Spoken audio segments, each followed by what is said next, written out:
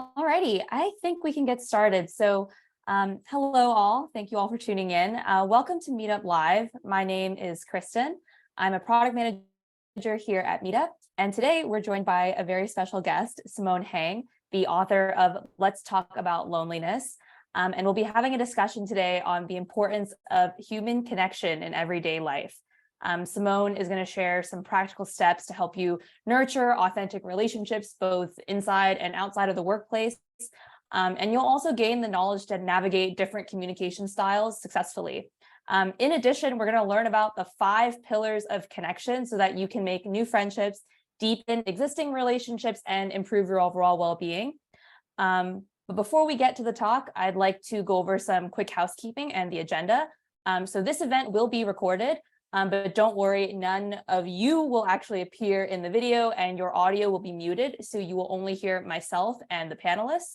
The chat for this event will be turned off, but if you do have any questions, please submit them at the Q&A feature on the bottom of your screen. And we also have closed captioning available. On the bottom of your screen, you will see a live transcription icon, and you can select that for your preference. So I'm going to pass it over to Simone. Simone, welcome. Please give us a quick introduction about yourself. Thank you so much, Kristen. My name's Simone Heng. I'm 39 years old. I'm currently based in Singapore, so it is early in the morning for me right now, not as early as Saudi Arabia, however. I work primarily on the topic of human connection, and I wrote a book about this, which the publisher then titled Let's Talk About Loneliness. So although the book is about loneliness, it's also about connection. It's also about the antidote to loneliness. And the book just came out recently, is available all around the world. And it's really become my life mission to speak to people on stages, online, in writing about how important it is for our physical and mental well-being to be healthily, socially connected. Thank you so much. So let's start off with the book. What actually inspired you to write this book in the first place? So there were 3 things happening all at the same time. One was, some of you may have seen on my Instagram, my mother has a very, very rare degenerative disease. And this means at this time, around 2018, late 2017, she was having issues connecting with me. So the doctor said, you know, she could eventually forget who I was. And so that was really painful. I was also working in an extremely toxic environment in Singapore at the time. And I saw how loneliness affected creativity and how fractures and disconnection within work teams was really influencing our efficiency, because I'd worked in radio stations in the UAE and Australia before. I'd worked in other places, and I had just never seen anything like this. And then the third part of it was, because of this toxic workplace, I was building a plan to exit and start my own business. And I was working with a mentor. And I don't know whether at that time I actually was anywhere near of as good a human connector as I am now. But I think my mentor was quite introverted and a little socially awkward. So I think he thought that human connection was my superpower. And he said, look, I watch you, and maybe there's something to this.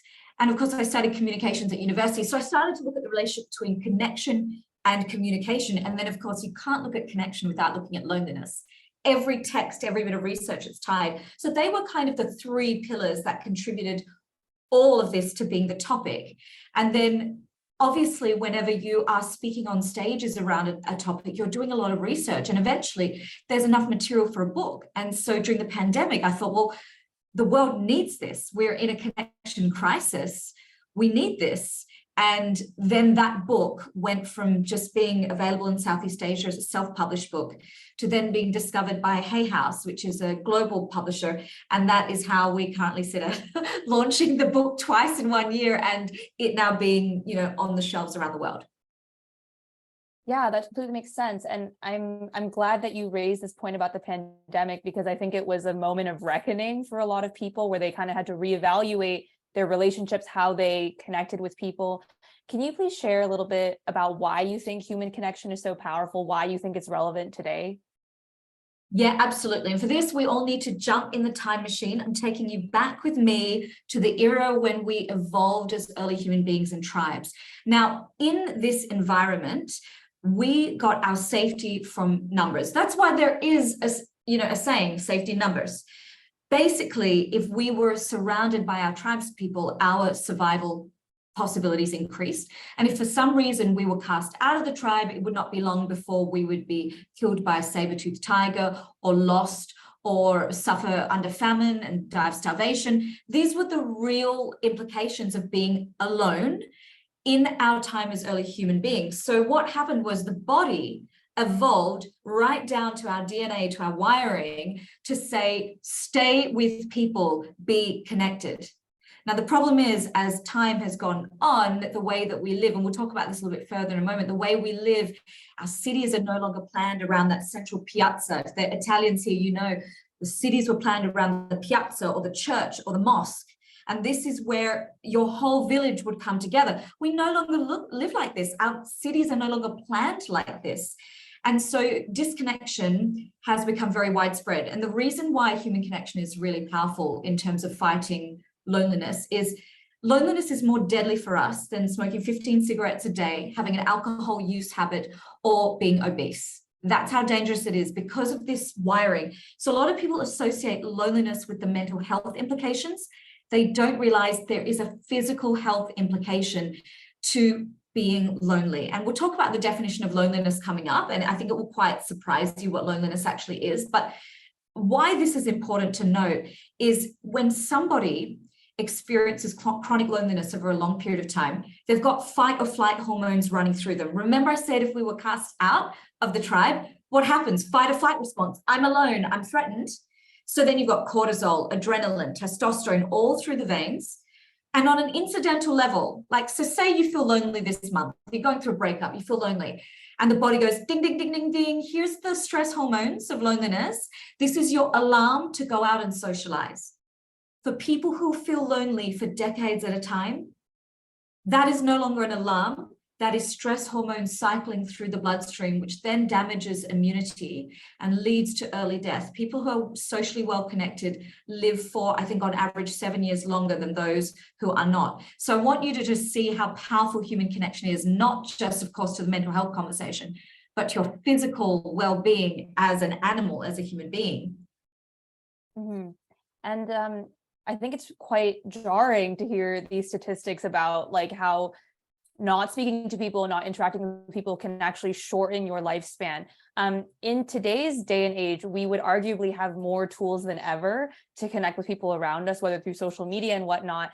But it seems like loneliness is being felt more widely than ever before. And several people in Q&A themselves have mentioned that they feel lonely and feel like they don't know how to overcome this. Can you share, Simone, why you think loneliness is on the rise, even though we have all these things at our disposal?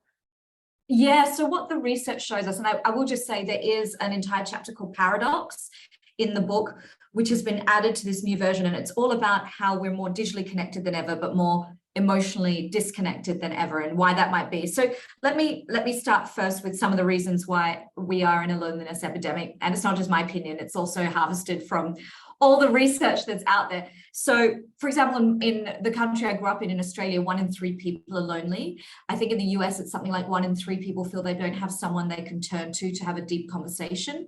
So these are really sobering statistics. 1 in 3, that's crazy. So firstly, as I mentioned before, our cities are planned differently. So down to our urban planning, our public transport, our communal areas are no longer built with connection and community in mind. So this is one of the reasons. We live in a culture that prides itself on independence and individualism.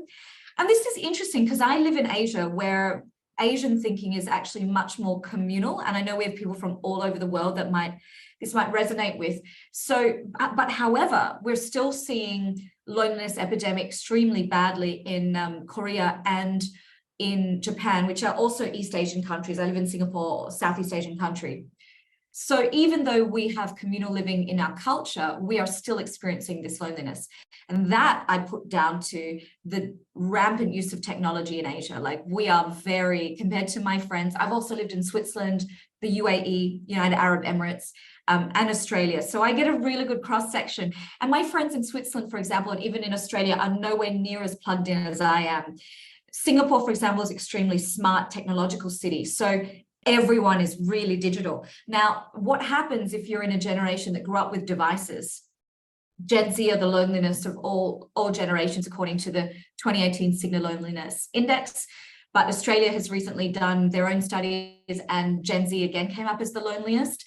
I think my extrapolation of the data on this is that they went through a period of time during the pandemic where that is when you're asserting your identity through the lens of socialization. We all remember being teenagers, right? You're finding out, am I sporty compared to so-and-so? Like, you literally are finding out your identity. And so then imagine that you don't have that for 2.5 years, 3 years, and then you go back to it, but you were raised with devices. So maybe your social interactions are not as fluid and easy.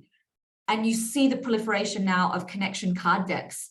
You know, my therapist actually laughs. She's my age, 39. She's like, imagine needing cards to know what questions to ask other human beings. So for Gen Z, I think the things that are innate to maybe older millennials or Gen X is they are not as innate to them. So I think the internet, social media, video gaming, all has a huge role to play. Remote work is the next thing that I think for a lot of adults, this is where you find most people find their life partner at work. We're now in a situation where people are working remotely.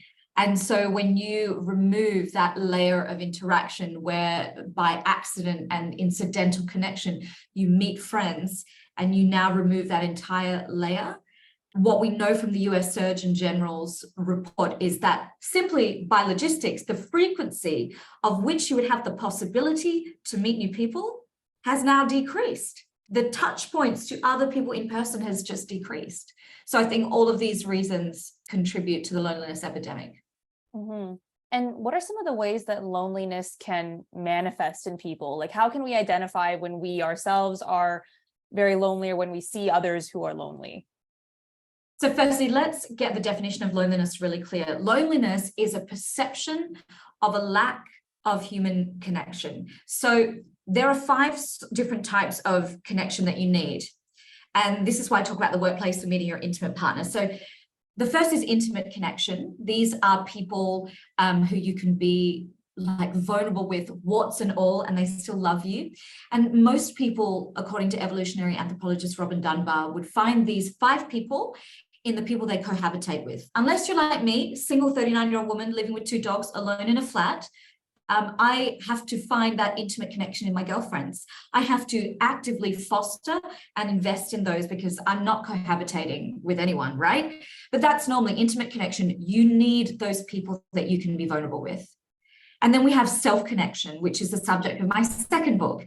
And this is all about having an awareness of one's own experience. Why this is really important to have this type of connection is, can you imagine on the days you wake up on the wrong side of the bed, you're reactive, you're stressed, but you're not really aware of it, and you snap at someone in the store, and you snap at one of your friends or your children. Without an awareness of the self, we can destroy our intimate connections and any of our connections for that matter. Next rung of connection we need are collective connection. And these are people who share a commonality with you, but that commonality you don't have to be best buddies. So people find this in like a hobby group, maybe Meetup, like you're all members of the Meetup tribe. I've found this recently joining my publisher Hay House and meeting female authors around the same age. We had a lot of commonality, and that gave me a lot of feeling of safety and connection. And then we have relational connection. These are about 15 people. These are normally like kin, you know, extended family, friends that you can rely on to be there if you're in a bit of a bind. But they're not as close to you as your intimate connections. You might not be super vulnerable with them. So imagine your cousins, for example. And then of that, we also have micro connections. These are people when you bump into on the street, your barista at the coffee shop. We need these. We miss these in the pandemic. They have far more importance than you realize to create dopamine and oxytocin, feel-good hormones that help to fight off the stress of loneliness. So firstly, why I tell you this is loneliness can be the perception that you don't have one of these. So for example, intimate connection, you would put your romantic partner in that pile. And so even though I'm very good, I think in most of the categories, of course, sometimes as a single woman, I feel like, oh, I feel a little bit lonely for that specific type of connection. So I shared that work with you, and it's in chapter 2 of the book, for you to realize that there are people in your community that you might think have it all, and a house full of children and great husband or great wife or great partner, but they could still be feeling lonely. You know, one of the things I've realized with my girlfriends who have young children who seem to have a day full of connecting is that they miss out on that self-connection, that time for themselves, that time to be creative, to just connect with themselves because it's so busy. So loneliness is a perception of not getting one of your connection needs met. And there are loads of signs, and I think these will really come home to you, how to identify if your partner might be lonely or a friend. Firstly, holding other people to a higher standard than is necessary. I will give you a great example. So I was in Canada for a speaking gig 2019, and I met a lovely woman from Canada. She was on the same tour with me. There was only 2 of us, 10 years older than me, also mixed race Asian, petite, like a big sister. And I saw that commonality that we had. And we'll talk about that in the 5 pillars later, but we had commonality and had a really great time. And at the end of it, I added her on Facebook.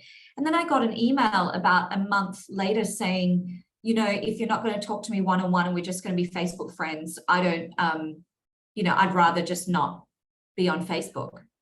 And that for me was quite a sign of holding somebody you met that is an acquaintance to a higher standard than is, you know, than is necessary. So if you find yourself also getting agitated at friends, perceiving they will abandon you, that's a sign of loneliness. Less than good sleep is a sign of loneliness. So Dr. Louise Hawkley actually uses micro awakenings to study how lonely people are. So if you were rousing many times in the night during the pandemic, great indicator of a feeling of a lack of social connection. Isolating oneself is a big one. Lonely brain creates a spiral. It tells us that we can't trust our friends. No one is there for us. No one understands us. We're more lonely than other people. In my most lonely moments after my mother became paralyzed and my father had already passed away, I remember having thoughts of, I shouldn't socialize with anyone else my age because I was quite young at the time. No one else will understand what it's like to have a father in the grave and a mother in a wheelchair, which of course is a complete falsehood. These are the thoughts that the lonely brain will use to continue to isolate you. So the lonely brain is not rational. And outbursts would be another one. So someone getting very irritated, even though they want connection and crave it so badly, there's a pushing away of people. So if you've ever been invited out and been a bit lonely and wanted to be invited out, but the thought of attending fills you with social anxiety, it's also a bit of a sign of loneliness too. There's more on that in the book, and greater explanations about the lonely brain from Dr. James Cone at the Virginia University. I think that's so interesting how as people feel more lonely, they sort of engage in tactics that, if anything, would push others further away from them. It's very like paradoxical in that sense. We've talked a little bit about what these 5 pillars are, but can you share, Simone, like in more detail what these 5 pillars are, and in particular why they're useful for navigating relationships across different cultures? Yeah, so these are the 5 pillars that I have come up with, having done a lot of research, but also living all over the world and thinking what works regardless of language or geography. So be it us right now, virtual connecting, or in person. And these are what I really found to be quite true. The first pillar is rapport. And if we get time, I'll talk to you a little bit about the rules of rapport. So rapport is what you establish when you first meet a stranger. After you build rapport, we move the connection deeper. So we use our commonalities to connect. Like I mentioned before, the lady in Canada that I met, I saw a little bit of myself in her and vice versa. We used those commonalities to begin conversations about culture. And there's actually something called social penetration theory, that if you put 2 human beings in like a lift and the lift got jammed, because of that wiring in our DNA to connect, each human being would actually, like a ping pong game, reveal a different layer of the onion and deepen that connection. So someone would reveal something, the other person will reveal something, and it would go deeper and deeper and deeper. And people will do that with their commonalities. So looking for the commonalities in the polarized world we are living in, looking for how we're more alike than we are different is really important. It's very easy right now to say us and them. The idea is that human connection is universal. You know, we're not trying not to draw those lines as intensely as we could. So commonalities to connect. From there, you want to deepen further, you go into vulnerability. And we spoke a little bit about this before, but I'm very vulnerable when I write and speak about this topic, because you can't truly connect with people. You can't take a superficial office relationship and want to hang out outside of work without that level of vulnerability. You know, it deepens the connection. After vulnerability, the next is service. So if you're feeling really disconnected and a bit alone, service is a wonderful way to give the lonely brain perspective. So actually joining a volunteer group can also lead you to make friends with people with similar values as well, which is very, very helpful. And I think we often feel alone when we're meeting new people and they don't share the same values. We feel most connected where people, you know, have the same values as us. So that's something to think about too. Are you surrounded by people that make you feel more alone? That could be why. And I do advocate for a friendship audit done gently. And the very last pillar of connection that it works regardless is, of course, self-connection, which I mentioned a little bit before. You really can't engage well with others if there is no relationship happening with yourself. And we have all met people in our time on the planet who run through their day, who might have unresolved trauma, but are distracted themselves, maybe with addictions. And when I say addictions, I don't just mean drugs, I mean shopping, consumerism, any of the gamut of things that we use to soothe ourselves, to distract from the work we need to do. How could we find love with others if there is no relationship, let alone love with ourselves? So those are really the 5 to look at. Yeah, and Simone, at the beginning of the webinar, you mentioned that you've lived in all these different places. I think it'd be great to hear about some of your experiences and like how each of these pillars manifest differently in different types of cultures, which have different levels of openness. Like, for example, in some cultures, it's completely normal to start conversations with a stranger, and in others, not so much. Have you had any maybe special experiences? Yeah. Loads. Look, I think one of the things that was really interesting prior to becoming an author and a speaker, I was working radio, and radio is an extremely insular medium. So if you think about traditional radio before podcasting was a thing, it was all about talking about what was happening in a particular city. And so I had to then pivot my communication, neutralize my Australian accent, do all these different things to make each audience in Singapore, Dubai, Australia believe that I was one of them. So it was kind of being like a cultural chameleon, if you like, but at the same time, it yielded me so much knowledge on connection. I think the biggest rule in this would be meeting people where they're at. So we live in a world with a loneliness epidemic. It used to be treat others like you'd like to be treated, or meet people halfway. I would argue it's meeting people 80% of the way.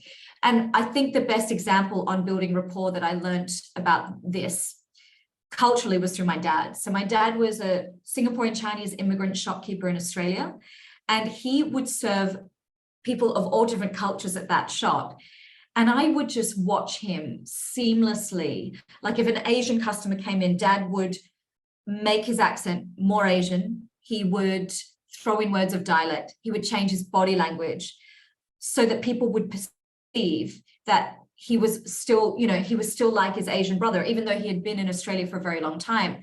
And it was incredibly powerful to see that when we meet people with their communication, instead of projecting our own self on them and our own style, how much connection that yields. So I would think for anyone on here who moves between cultures, which so many of us do these days, or we work in teams with people of different cultures, it is thinking about how can I serve the other person and make connecting easier for them. So number 1, speak to people how they speak to you. So I don't get in a taxi in Singapore and say, hey, uncle, take me over to Great World City. I don't strengthen my Aussie accent. I learned to neutralize to meet the taxi uncle, the driver, more than halfway. I'll throw Singlish in. The next pillar is speak to people about the things that they like to speak about. And this really works across cultures. I learned this from my dad. And on radio, that's what we did.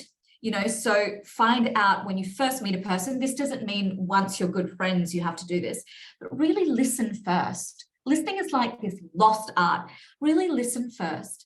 Find out the things that they like to speak about and engage in those things. And that will yield emotional information for you to connect further on. And this is regardless of culture.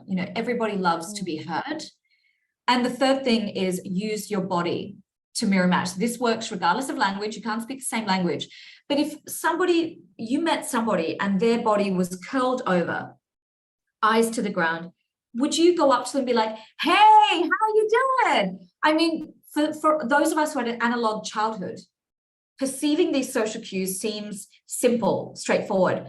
But I would say for people who grow up with iPads and computers, these small social cues are actually not that clear anymore. So matching the body language of the person is a wonderful way to say we are more alike than we are different. Because of course, when we evolved in those tribes as early humans, our tribes people looked like us, spoke like us, moved like us. So you're essentially hearkening back to that ancestral brain that says, hey, we're actually from the same tribe. We are connected. So those would be three things that really worked. And as far as incidences that happened, I have a good one. I'll return to it later when it comes back to me, Kristen. For sure. And coming back to the last of the 5 pillars that you mentioned, self-connection, can you talk a bit more about how we can establish connection with ourselves? Absolutely. Let's all do it together. So I know there's like thousands of you on here, but I'm going to speak as if I'm just speaking to one of you. Okay, we're going to do something called a 4-4-8 breathing technique. Why this is really important is it reduces any form of fight or flight, allowing you to be more grounded and therefore creating an awareness of what you're feeling. Now, you can use this before a speech like I'm giving today. You can use this if you feel some social anxiety because you are lonely. Remember that loneliness creates the same fight or flight response as being in any sort of threat situation, okay? So we're going to breathe in for 4 through the nose. We're going to hold it in our mouth for 4, and then we're going to breathe out through our mouth for 4, okay? So close your eyes. We're going to breathe in for 4, 2, 3, 4. Hold it in your mouth. 3, 4, and exhale through your mouth. 6, 7, 8. Breathe in through the nose. 2, 3, 4. Hold it in your mouth. 2, 3, 4, and exhale through the mouth. 1, 2, 3, 4, 5, 6, 7, and 8. And I want you to do this for around 2 minutes when you feel really that you're a bit stressed. And we can guess when we're stressed. For everyone it's different, but of course there are different symptoms. Maybe your shoulders are up near your ears, something triggering has happened, you might feel rejected, you might feel lonely.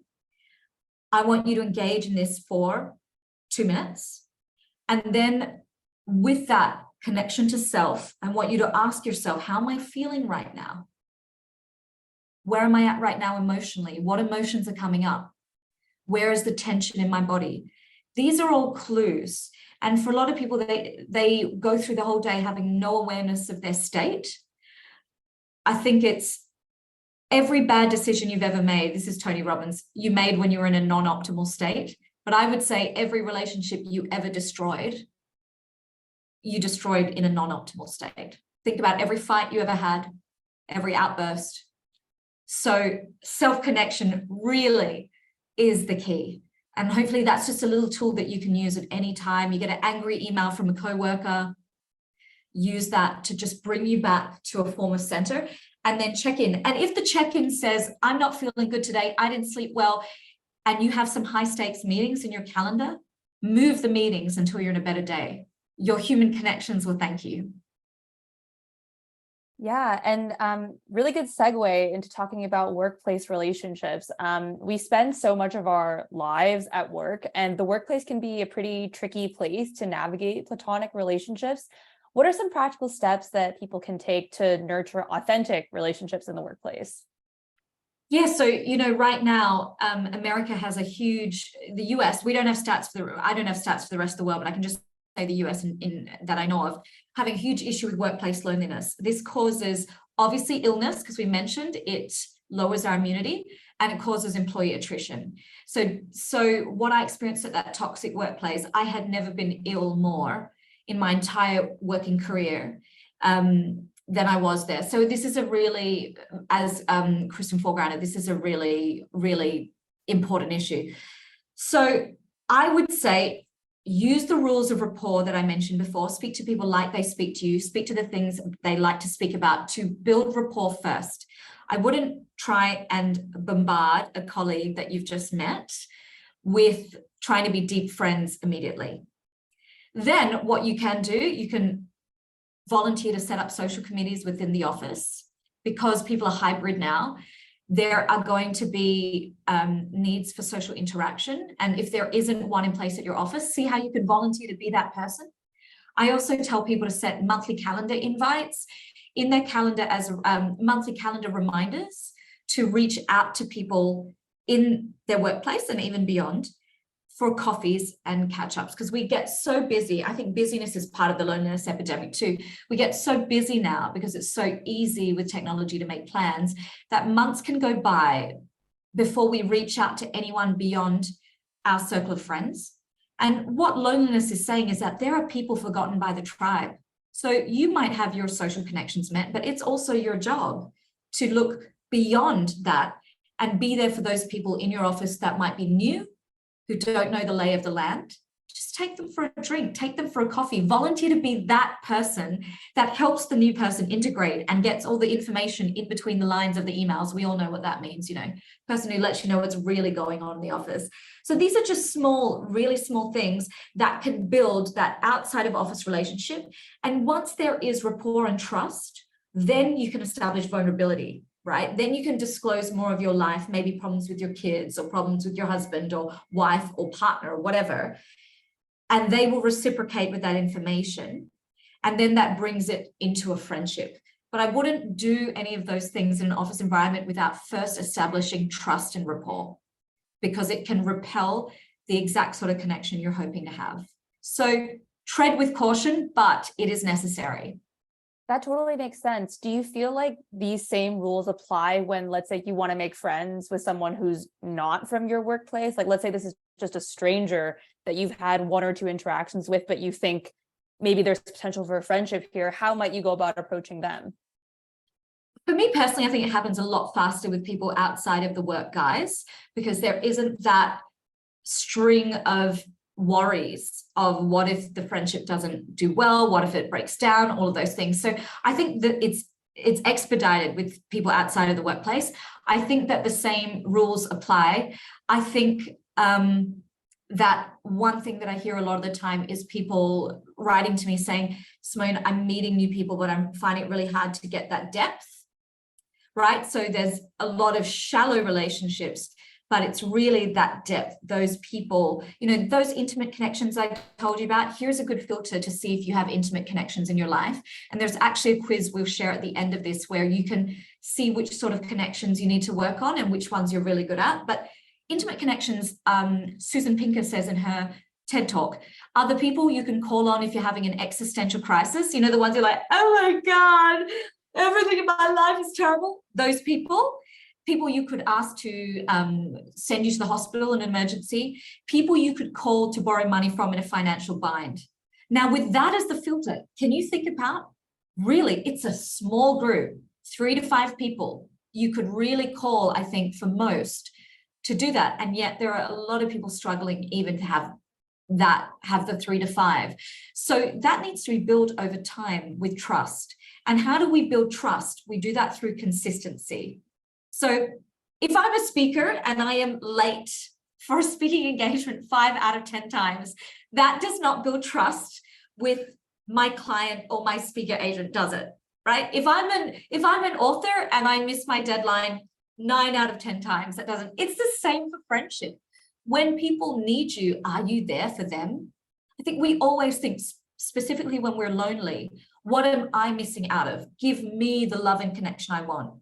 But it's reciprocal. Reciprocity is a marker of authentic connection. It's not one party chasing the other. It's not one party desiring from the other. You must give to get. That is also part of it. And it's a beautiful exchange of dopamine and oxytocin, the same way you walk down the street, you make eye contact and smile at someone and you get that back.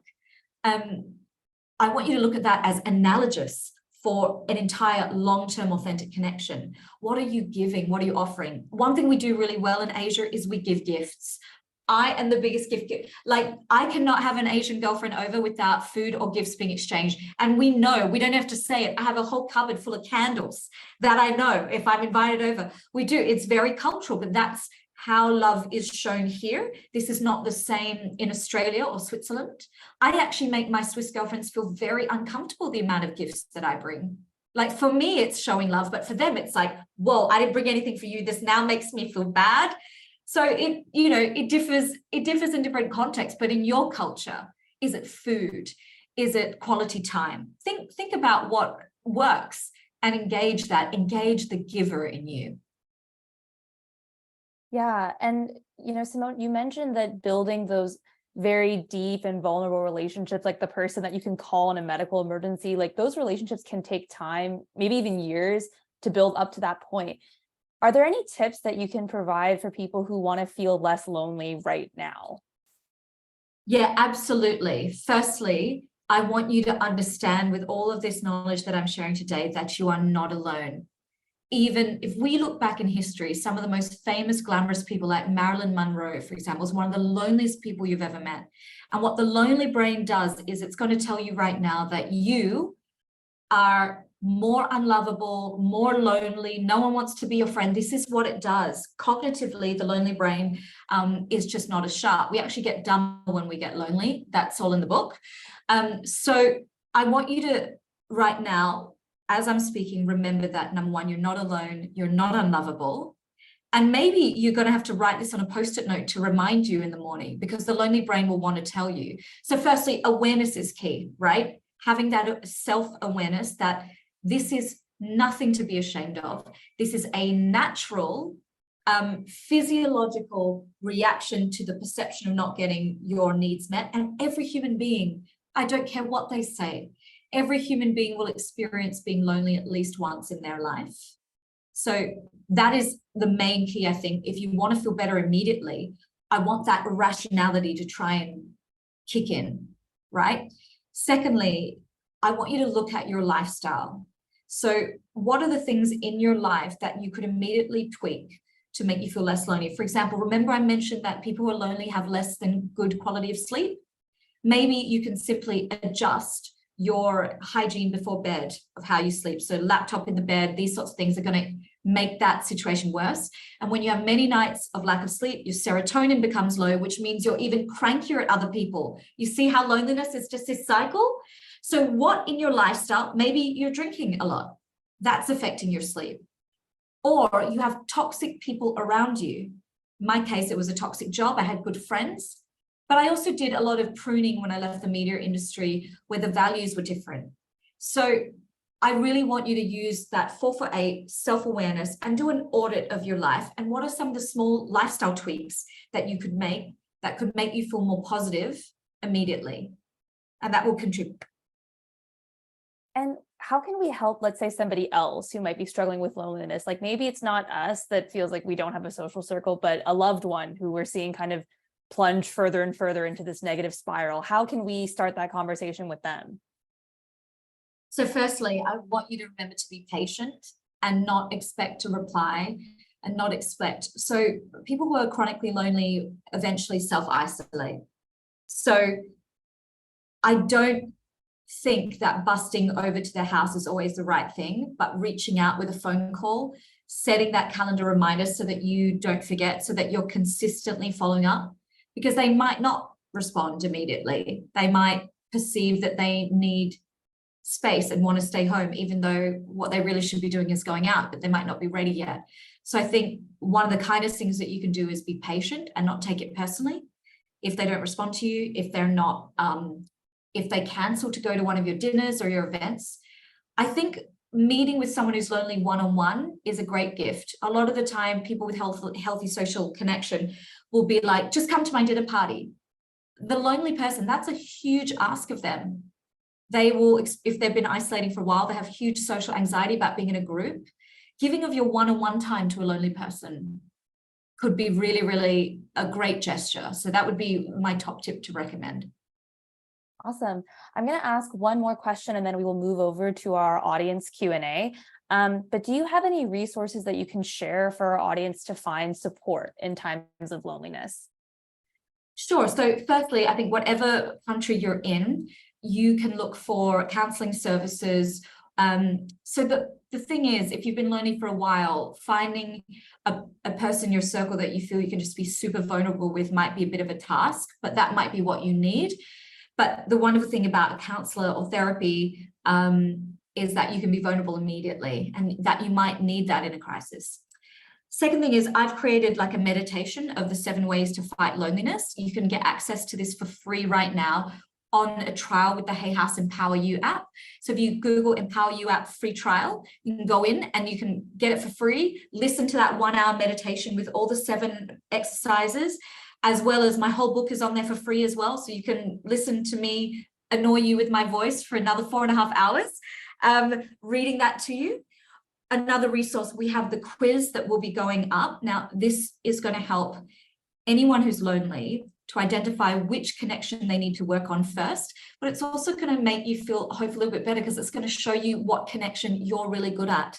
Maybe you're really good at the man on, saying hello to the old man on the street. Maybe you're really good at micro connections, those everyday things. The other thing is as well, the US Surgeon General has put out a free advisory. So you can Google US Surgeon General advisory about the loneliness epidemic. So if you're interested in being of service in your community, remember I mentioned that if you're lonely, serving others can give you great perspective to the lonely brain. That will help you to get some clues where within your own community you could volunteer your time or look to be more, it is quite American centric, but it doesn't take a genius to just go, okay, that's a really good activity. I could probably look at the equivalent of that in my own country. And I feel that those are the different things that have really helped. And I do have, Kristen, I've remembered the story about other cultures. Oh, yes. Let's hear it. So during the pandemic, I really missed those micro connections. So I was living here in Singapore. I was saying hello to people on the street. But the area that I was living at the time, I think where I'm living now would be different. But at the time, I was living in quite a hipster, young people's area. The Singaporean people that I was saying hi to literally looked at me like, hey, freak show, why are you talking to me? Like it's just not done here. Whereas in Switzerland, for example, and I write about this in the book, there's something called Grüezi, and Grüezi means greetings, like hello. And in a village environment, not so much in Zurich or Geneva, but in a village environment, everyone in the village greets each other. And it's this amazing thing of I'm seen and being seen. And so you walk down the path with your dog or whatever, and someone, even if they've never met you before, says, Grüezi, Grüezi. And for me as a foreigner, I felt such a sense of belonging, being able just to engage in my bad Swiss dialect in that. So it is different in different cultures, but I wish that in that hipster area during that pandemic, other people saw the value as much as me, but I cannot project my Western or global view on how things are here. However, in the accommodation that I stay in now, I'm in a much older area with an aging population, and older people love being seen and greeted. They love it. It's totally different. They never look at me like, girl, why are you addressing me? In Asian culture, to address your elders, it's a totally different game from being the same age. To address the elders, expect you to acknowledge them. So they love it. And so I realized even within the same city, the cultural nuances to do with age and demographic, which is why connection is a topic that is so complex, and why I have a job really, because as we move further into this loneliness epidemic, those nuances need to be spoken about and shared. Super interesting. Okay, so I'm going to move into the audience Q&A now. I'm going to try to get to as many of these as I can. One of the first questions that we got, and a very popular question, was we had a lot of introverts in chat who mentioned that it can be quite draining for them to engage in social conversation, especially to kind of take that first step to initiate that first conversation, especially over and over. Do you have any tips on how people who are maybe a little bit prefer kind of like smaller social circles, or who may not always want to be the first one to take that first step? Any tips for them? Oh my goodness, this is like my most frequently asked question. Introverts all are like, we live in a world dominated by extroverts, like give us a tip. So I actually included this specifically for introverts in that 7 ways to fight loneliness. Introverts, you're wonderful listeners because you've been introverts your whole life. My number one tip for introverts is, if you want to build authentic connection, use that natural gift of listening that you have. So let the other person do the work. If you're in a one-on-one, maybe you're at a date, or you're meeting a new coworker, let that coworker monologue to you. If they're an extrovert, they're going to love it. You're giving them a stage. Let them monologue to you, but listen mindfully and extract the cues on the things that they're talking about that you also have an interest in, because then it's going to be less exhausting for you to talk about it. And with that commonality, then strike up conversation, but use your wonderful gift of listening first. In terms of large networking events or dinners, go with an extroverted friend. My 2 best friends, one of them in Singapore and one of them in Australia, are introverts, and they love going out with me. I do all the heavy lifting, and then a pool of people surrounds us, and then the introvert can start the conversation without having to go out and bring people in. Another tip for introverts, you see I'm wearing really bright color today. Introverts, wear something bright or eye-catching and people will approach you because it's like magpieing. So for male introverts, you can wear a really big sporting logo of your favorite team, which invites other people over to strike up conversation about the sporting team.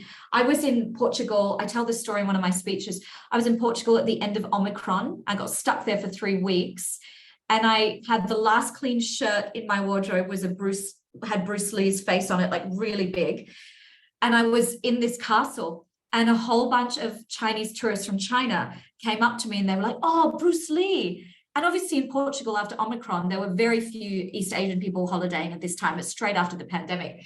And that provided the magpieing for a whole conversation. And then I told them in my bad Mandarin that my dad is Chinese, and they were like, oh, and then we felt this solidarity that we were in this tribe. And I thought, wow, it really does work. So if you're an introvert, think about magpieing. Sports hat for guys, sports shirt for guys, for girls, maybe big earrings, bold color, so that other people do the work in approaching you and you don't have to get exhausted going out to bring them in. Very interesting.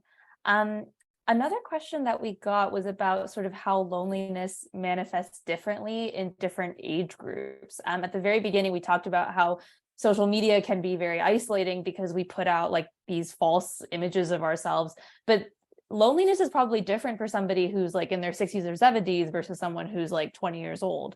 Can you share, any learnings that you have around this? So I would say, having spent more time in a nursing home facility than most people my age, I think what loneliness feels like in the body is pretty similar regardless of age group. But I think what we're talking about is how it is exhibited that is different, right? I think the biggest part of me being a conduit for this message is I do not present as a lonely person. I can speak, I'm confident, I can communicate, I do good makeup. We know all of these things. Yet if you read the book, have felt deep, deep loneliness in my life. So the number one thing is, firstly, let's all stop assuming what loneliness should look like and start assuming that every single person next to us, in front of us, behind us, has experienced this and could be experiencing this. We're talking 1 in 3. So with that question, that's how I want to address that. I think we should assume in Gen Z those rates are even higher. I think loneliness, connection happens off vulnerability. So any environment like social media where people are trying to mask their vulnerability, which is like, someone going through a breakup and then they're like putting a shiny photo of them up, like, I'm doing so good now, right? This is a perfect example of masking. So this is why you see in the culture right now, there's this call to authenticity. There's this call to relaying truthfully how you're feeling, whether that be on the stage of social media or in person when you meet people. But here's the problem with using vulnerability too quickly and immediately. when we first meet a stranger, the brain has a skepticism response. This is by the work of the late Dr. John Cacioppo. So we are already skeptical of people. So if you sat down with someone on a park bench and they monologued their whole loneliness experience to us, that would feed into the skepticism that is already inbuilt in our brain as a survival response to keep us safe. We would be repelled by that vulnerability.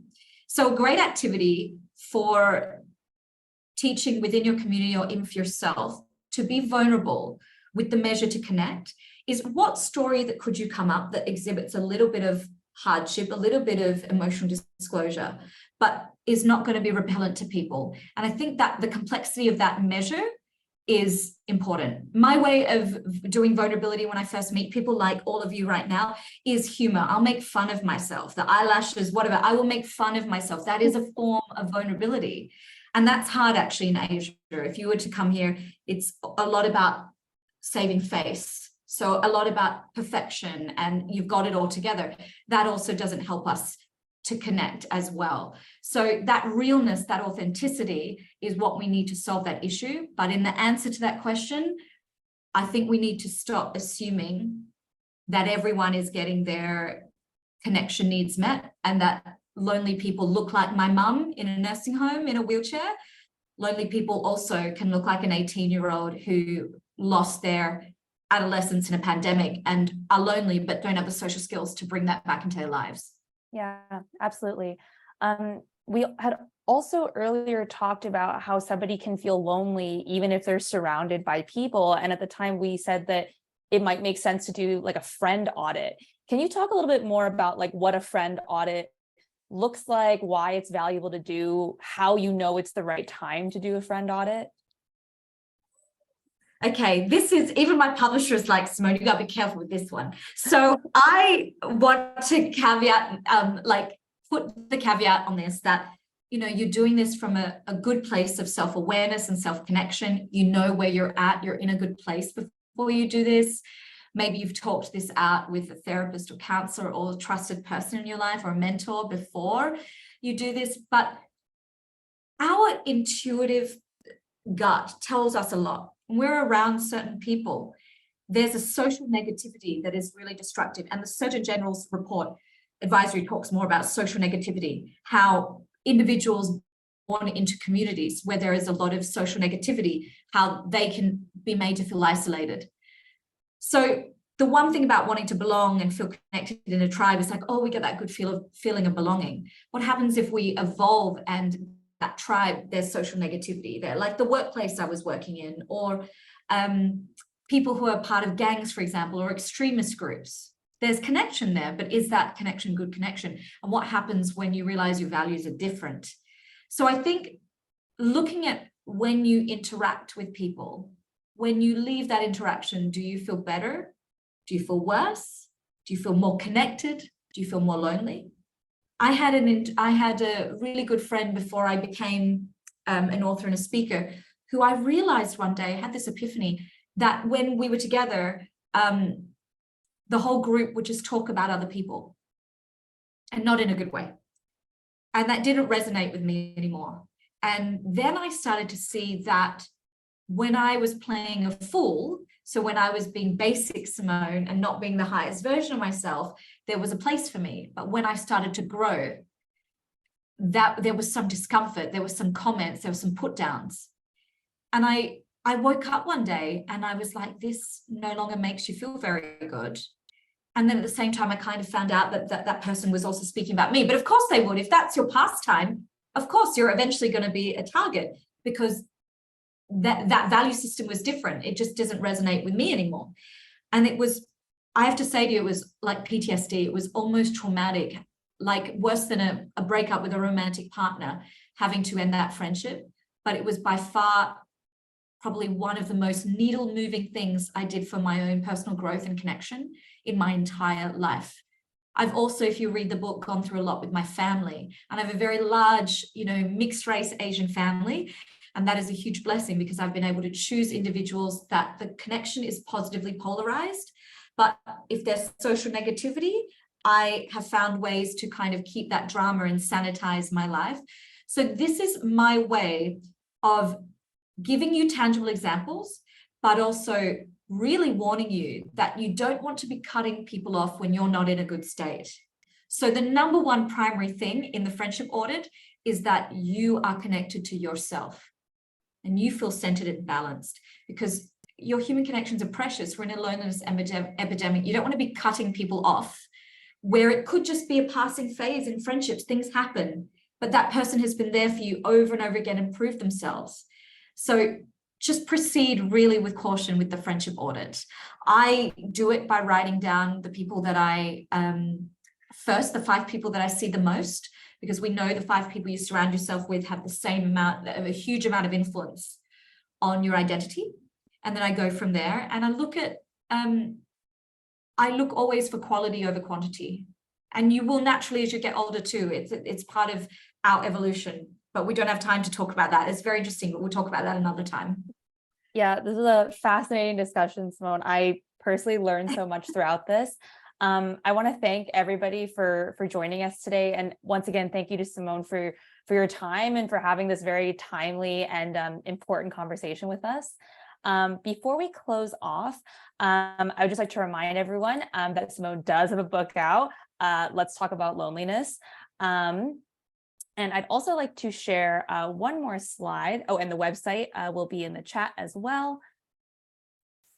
And then one last thing we'd like to mention is that here at Meetup, we have a new offering called Member Plus. Member Plus is Meetup's new subscription offering for members. It has additional features that are targeted for people who want to make friends quicker or to learn more about the people they might be meeting at different meetups. You can scan the QR code if you're interested in downloading our app, or visit our website for more information. And as a reminder, this entire webinar was recorded, so there will be a recap of this event and a link to this video on our blog in a few days' time. But thank you again, everyone, for all of your engagement and for joining us. We love hosting these events and hope everyone has a good night or morning, wherever you're tuning in from.